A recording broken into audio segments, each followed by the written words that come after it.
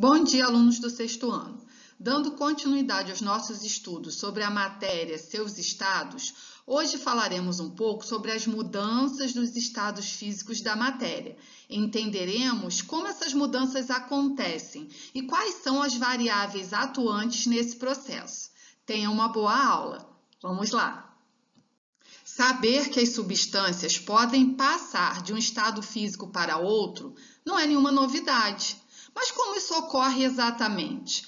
Qual o comportamento das moléculas enquanto ocorrem essas mudanças? Esses e outros assuntos vamos começar a estudar agora. Um primeiro ponto que devemos considerar nas chamadas mudanças de estado físico é que essas mudanças dependem de alguns fatores relativos à temperatura, à pressão e à quantidade de energia envolvida no processo. As mudanças que estudaremos são condensação ou liquefação, solidificação, fusão, vaporização e sublimação. Entenderemos como essas mudanças se processam e quais os fatores que as influenciam. A primeira mudança de estado físico que estudaremos é a fusão. O conceito da fusão é: a fusão é a passagem do estado sólido para o líquido. Acompanhe aí no nosso esquema. Quando eu observo no esquema o retângulo escrito sólido e acompanho a setinha para o líquido, eu observo a palavra fusão. Então, pelo conceito, nós conceituaremos que a fusão é a passagem do estado sólido para o líquido. As moléculas de cada substância necessitam de uma certa dose de energia para se movimentarem. Sendo assim, quando há menos energia, tendem a movimentar-se menos e muitas vezes estarem paradas e o material será sólido. Ao receber energia de uma fonte de calor, aquecimento, passam ao maior nível de agitação. Essas moléculas se agitam e ocorre a mudança do estado sólido para o líquido, ou seja, ocorre a mudança de estado físico que chamamos de fusão. A solidificação. A solidificação é a passagem do estado líquido para o sólido. Uma matéria em estado líquido, se resfriada, torna-se sólida. Pelo mesmo raciocínio anterior, só que ao contrário. O que ocorre? As moléculas, quando sofrem resfriamento, tendem a perder energia e perdem a sua agitação, tendendo a solidificar-se, passar para o estado sólido, porque essas moléculas estão pouco agitadas ou paradas. No esquema, vamos acompanhar estado líquido, setinha para estado sólido, mudança de estado chamada solidificação. Vaporização.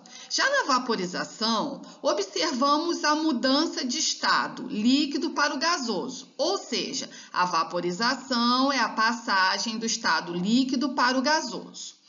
No raciocínio que estamos estudando, como poderemos pensar, refletir? As moléculas aqui vão aquecer-se, ganhar energia, tornarem-se cada vez mais agitadas e, portanto, com essa carga de energia, elas tendem a afastar-se totalmente, passando então para o estado gasoso. Só que a vaporização pode acontecer de três maneiras. Podemos classificar a vaporização de três formas. Ebulição, quando a passagem é rápida, o aquecimento é rápido, acontecendo de forma turbulenta, por exemplo, quando a gente tem água fervendo. A evaporação, que essa passagem acontece de forma mais lenta, por exemplo, roupas secando ao sol ou ao vento no varal. E a calefação, que o aquecimento é rápido, imediato, por exemplo, gotículas de água numa chapa quente, a gente escuta aquele chiado, ou seja, ocorre a passagem de forma imediata. Condensação. Vamos acompanhar pelo esquema. Estado gasoso, setinha, estado líquido. Condensação, ocorre uma perda de energia. As moléculas estão muito agitadas, perdem energia e ficam menos agitadas. A condensação, como conceito, é a mudança de uma substância do estado gasoso para o estado líquido. Essa passagem ocorre devido à diminuição da temperatura, ou seja, as moléculas estão perdendo energia. Também pode acontecer pelo aumento da pressão, ou seja, a força de atração entre as moléculas aumenta, visto que pela perda de energia elas tendem a agregar-se. Exemplos que nós podemos pensar é quando, por exemplo, sua mãe cozinha um alimento qualquer e aí durante esse cozimento ela retira a tampa da panela. Ao retirar, você vai observar algumas gotinhas que se formaram nessa tampa da panela. Essa água estava no cozimento e com o aquecimento da panela tornou-se vapor. Ao tocar nessa tampa mais fria, voltou para o estado líquido, ou seja, sofreu condensação. Passou do estado gasoso, perdendo energia, ou seja, diminuiu a temperatura, para o estado líquido. A sublimação. A sublimação é a passagem direta de uma substância do estado sólido para o estado de vapor e vice-versa. Esse vice-versa, alguns autores inclusive chamam de ressublimação. Exemplos no nosso cotidiano que ajudam a ilustrar essa mudança de estado físico são: parte do gelo do congelador se sublima, ou seja, muitas vezes quando nós abrimos a porta do freezer, do congelador, nós observamos que a água do gelo no estado sólido está passando para o estado de vapor. Em alguns países, com a temperatura mais fria, parte da neve também se sublima, ou seja, podemos observar que a neve desaparece sem deixar poças de água, sem passar pelo estado líquido. Um caso bastante interessante é da naftalina. Você já ouviu falar da naftalina? As pessoas mais antigas costumavam usar a naftalina como uma maneira de afastar insetos como traças de suas roupas. A naftalina é uma bolinha que algumas pessoas costumavam usar nas gavetas para afastar insetos, principalmente traças e baratas.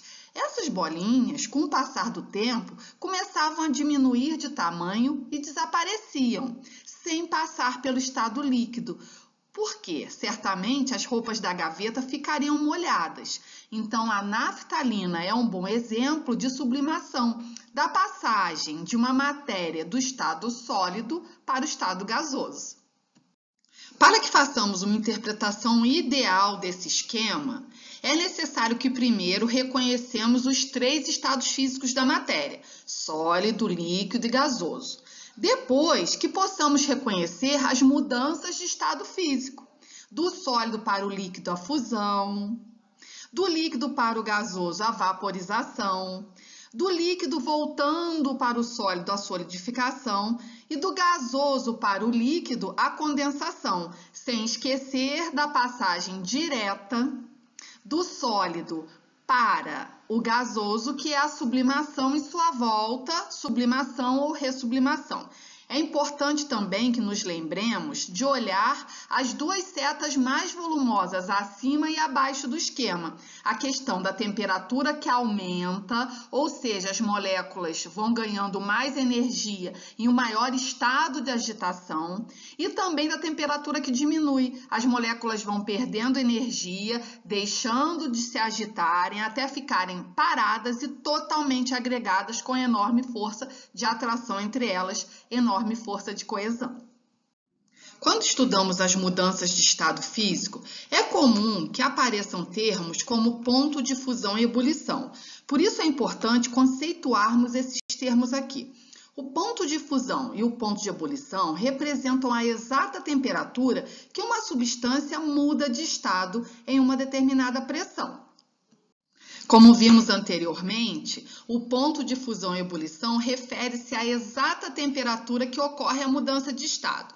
No caso do ponto de fusão, a substância muda do estado sólido para o estado líquido. Por exemplo, o gelo começa a transformar-se em água na forma líquida quando sua temperatura é igual a 0 graus Celsius. Logo, o ponto de fusão da água é 0 graus Celsius. Já o ponto de ebulição refere-se à mudança do estado líquido para o estado gasoso.